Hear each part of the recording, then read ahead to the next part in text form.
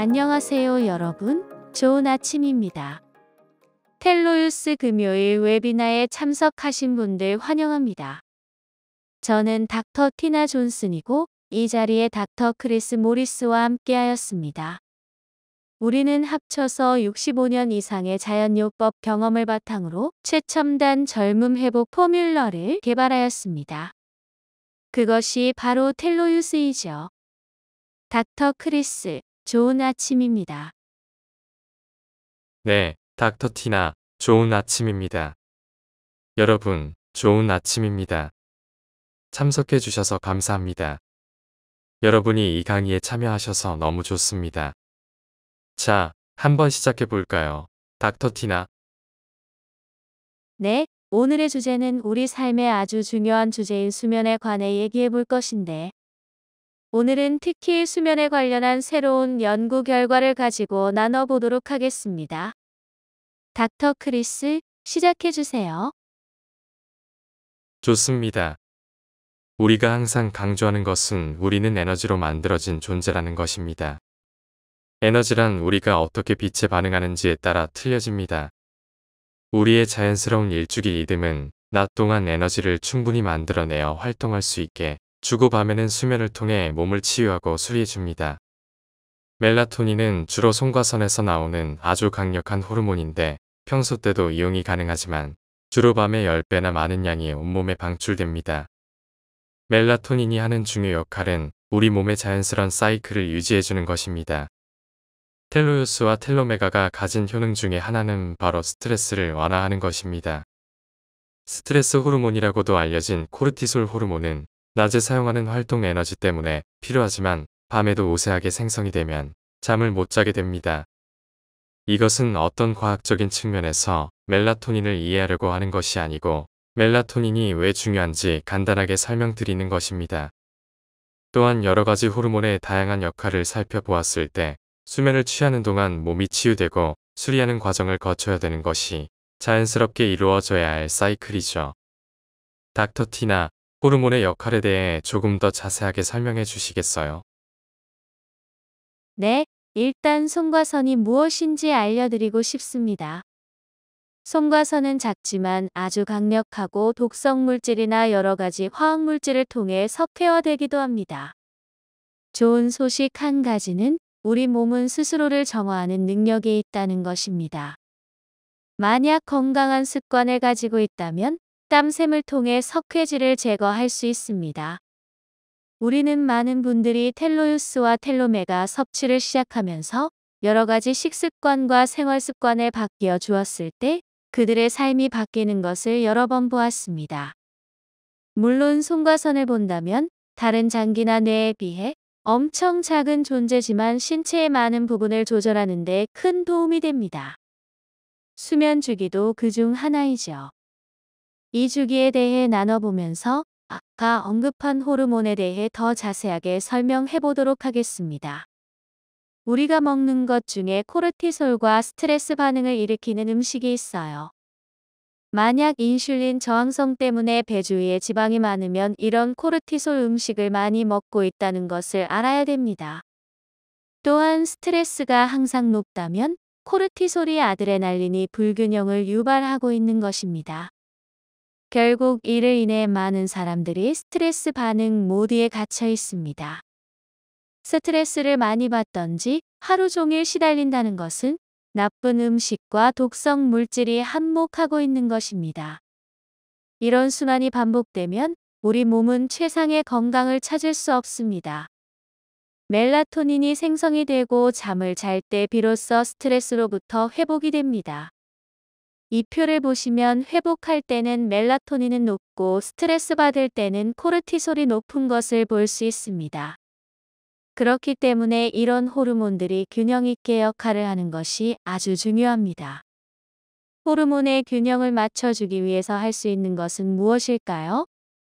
텔로유스는 코르티솔을 줄여서 스트레스를 완화하고 우리 몸이 최상의 건강 상태로 갈 수 있도록 도와준다는 것이 임상 실험을 통해 증명되었습니다.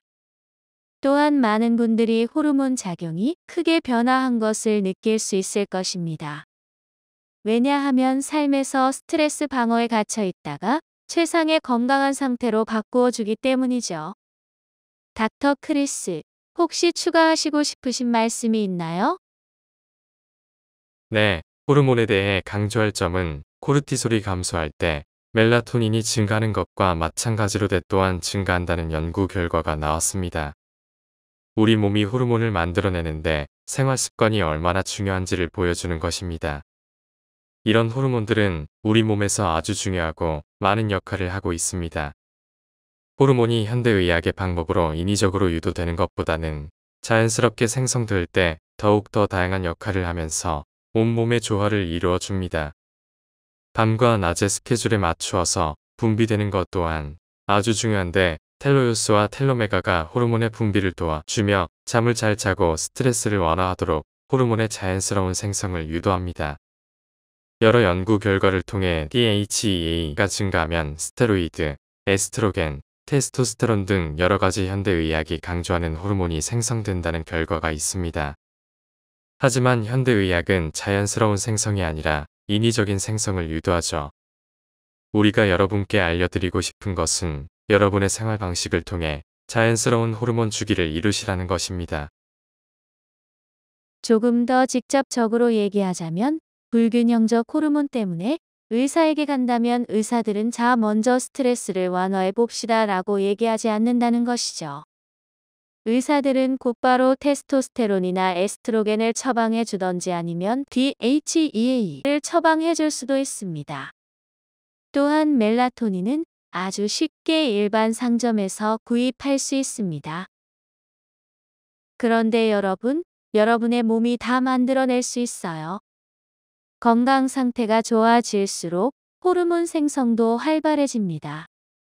인위적인 호르몬은 몸이 스스로 만들어내는 호르몬보다 훨씬 적은 효과를 냅니다. 맞습니다. 다시 한번 강조하는데, 우리는 문화적으로 많은 스트레스를 받기 때문에 코르티솔 수치가 높습니다. 이런 세상에서 스트레스를 완화할 수 있는 능력이 있다면 최상의 호르몬 균형 유지가 가능한 것이죠. 호르몬의 균형이 무너졌을 때 어떤 점이 위험한지 한번 알아봅시다. 멜라토닌이 생성되지 않으면 몸이 치움이 수리가 되지 않아서 줄기세포를 통한 젊음 회복 과정이 억제되어 버립니다.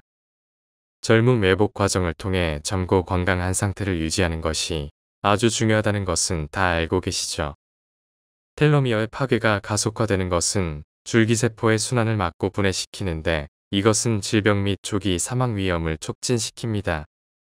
콜라겐 내 분해가 10배나 더 빨리 진행되어 나이 들어 보이게 되는데, 여러 번 강의할 때 텔로요스가 콜라겐의 복구와 전체 몸의 재건축 및 수리를 지원한다는 것을 강조드렸습니다.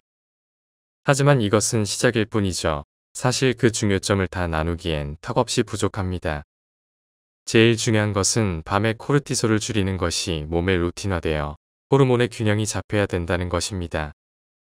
그렇게 될 때 이 아래 보시는 것처럼 여러 가지 만성 퇴행성 질환을 예방하고 삶을 되찾을 수 있게 되는 것입니다. 맞습니다.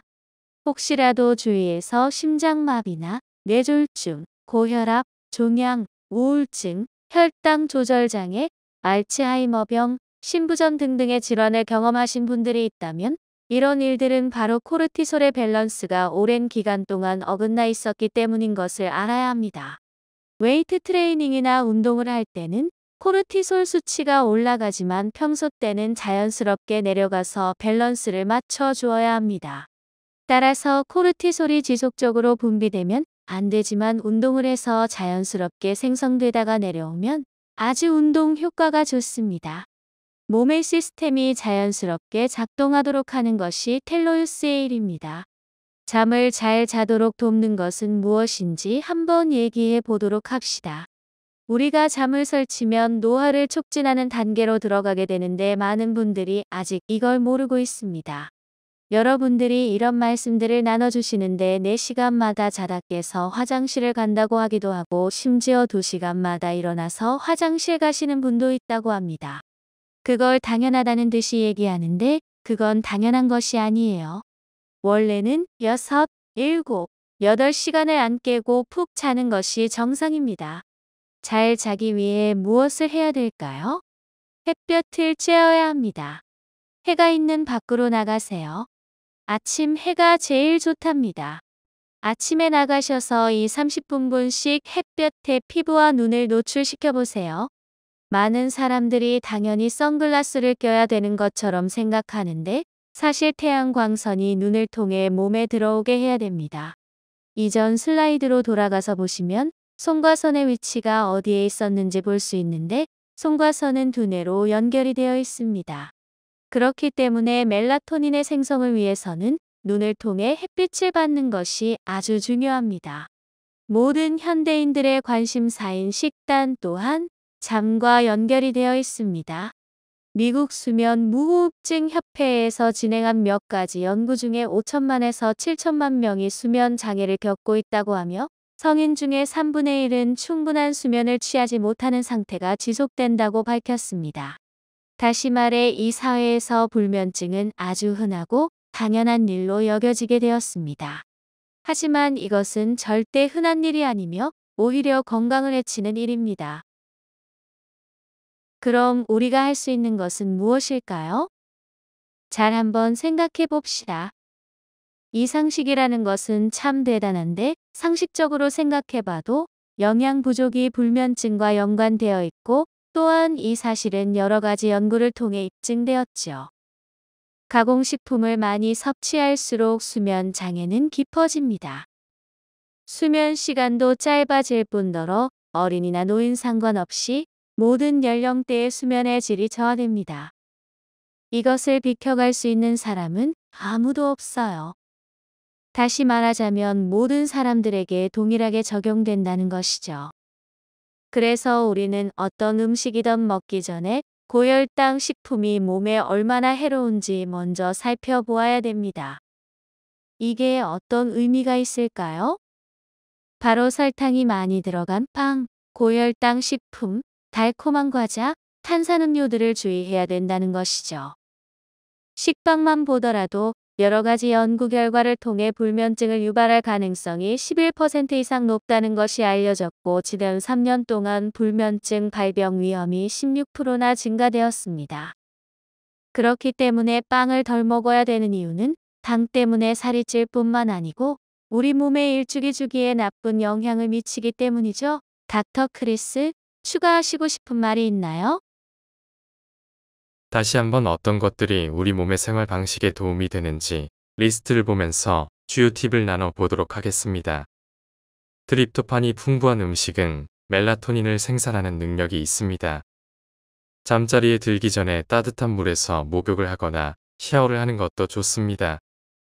여러 번 강조드리는 것은 불이나 조명은 끄고 잠을 방해하는 전자기장은 치워두도록 합니다.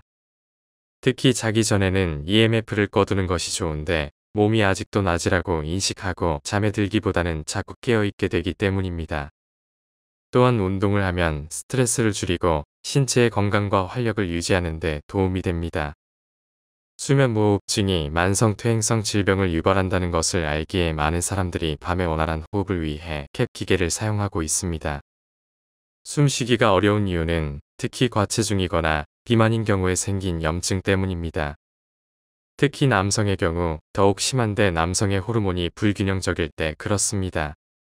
그리고 이런 무호흡증은 계속 악화되면서 더욱 많은 문제를 일으킵니다. 닥터 티나. 네, 조금 더 나눠드리자면 일단 식단 조절부터 시작하세요. 여러분께 꼭 알려드리고 싶은 것은 트립토판이 풍부한 음식을 먹으면 아주 긍정적인 결과를 가지고 온다는 것입니다. 식단에 과일을 포함하는 것은 자기 전에 좋은 섬유질을 섭취하는 것이기 때문에 잠자는 데 방해가 되지 않고 도움이 됩니다. 그렇기 때문에 식단에서 과일을 제하실 필요는 없습니다. 오히려 야채나 섬유질이 풍부한 식품을 식단에 추가하시면 잠자는 데 도움이 될 것입니다. 다시 수면 무호흡증 얘기로 돌아가 보도록 하겠습니다. 만약 수면 무호흡증 기계를 사용하신다면 매일 나쁜 박테리아를 접하게 된다는 것을 알아야 된다는 것입니다. 깨끗한 사용을 위해 박테리아를 제거하기 위해서는 기계를 매일매일 완벽하게 청소해야 되는 것이죠. 그렇지 않으면 기계 사용 후에 기관지나 폐에 문제가 생기는 것을 알 수 있습니다. 만약 주무시는데 도움이 된다면 잘 때 이불 테이프를 붙여보세요. 사람들이 잘 때 입을 벌리고 자는 것은 스트레스 때문입니다. 애기들이 잘 때 보시면 애들은 입을 닫고 자요. 감기가 걸린 것이 아니라면 잘 때는 코로 숨을 쉽니다. 그렇기 때문에 잘 때 윗입술과 아랫입술 위로 테이프를 조금 붙이시고 한 달 이상 생활해 보시면 코로 숨 쉬는 것이 잠재적으로 습관화될 것입니다. 그게 습관화가 되면 자다가 화장실을 안 가게 되는데 그 이유는 잘 때 충분한 산소가 뇌에 공급되기 때문입니다. 뇌에 충분한 산소를 공급받지 못할 경우에는 몸이 자꾸 스스로를 깨우는 것이지요. 이것은 생존 반응입니다. 입으로 숨을 쉬면 산소가 뇌로 올라가지 않고 반대로 장을 내려가게 됩니다. 그렇기에 코로 숨 쉬는 것이 심플하고 좋은 방법이죠.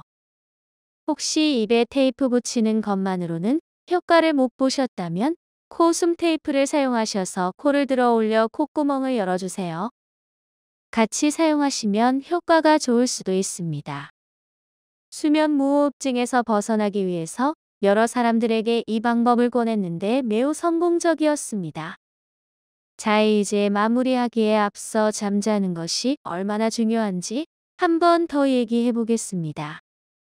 만약 에너지가 없고 기운이 없고 스트레스가 심하다면 스트레스가 심할수록 코르티솔이 더욱더 많이 생성되고 코르티솔이 높으면 멜라토닌 생성이 줄어서 충분한 잠을 자지 못합니다.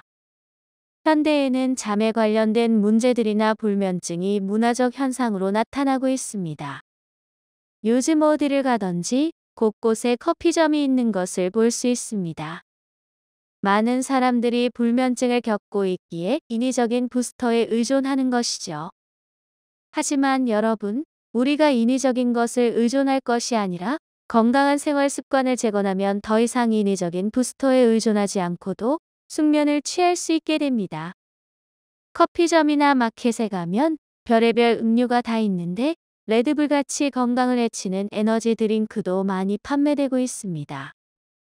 이런 해로운 음료가 많이 판매된다는 것은 우리 문화가 얼마나 병들어 있는지 또는 잠에 관련된 질병이 얼마나 퍼져 있는지를 보여주는 것입니다. 우리는 우리의 생활 방식과 식단을 조절할 줄 알아야 됩니다. 어떻게 하면 젊음 회복 과정을 활성화할 수 있는지 금요일 웨비나를 통해서 계속 알아보고 있는데요. 오늘도 여러분들이 숙면의 중요성에 대해 여러 가지 팁과 아이디어가 생겼기 바랍니다. 잠을 잘 자는 것은 젊음을 유지해주고 젊어 보이고 젊음을 마음껏 누리는 데 아주 중요하답니다.